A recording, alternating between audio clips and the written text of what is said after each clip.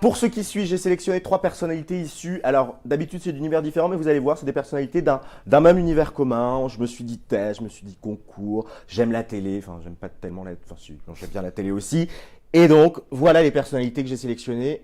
À vous de dire qui correspond le plus. Nous avons sur la gauche, magnifique, somptueux, avec sa petite barbe, le père Fouras, qui aime poser des questions, qui aime quand on lui répond et qui aime poser des colles.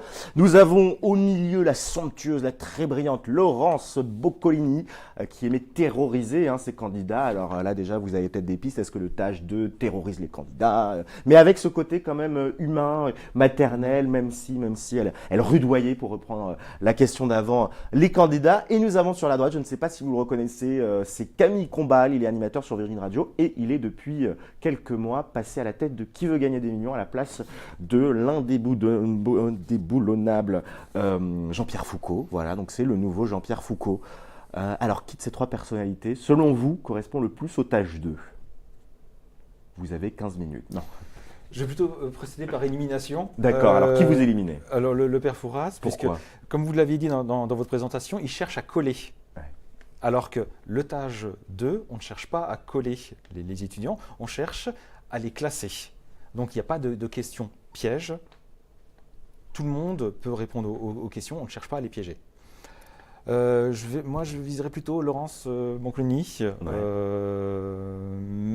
Elle a un côté qui fait un peu peur, un peu comme tous les tests, comme tous les examens font peur.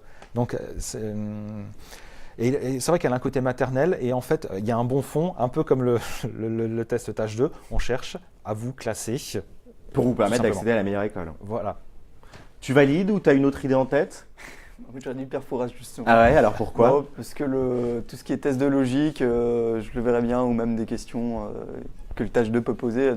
Mais je ne vois pas aussi d'un œil aussi critique par rapport au call qu'il va poser, mais c'est plus, il va nous apprendre quelque chose en fait dans les questions qu'il va nous poser, et ces questions nous feront réfléchir. C'est pas quand il nous pose la question, on n'est pas là directement, je sais directement la question. On prend un petit temps sur soi et on énumère et on trouve à la fin, quoi, ou pas. C'est ton dernier mot ? Ah non, mais c'est pas le père Fouras, donc ma blague ne passe pas.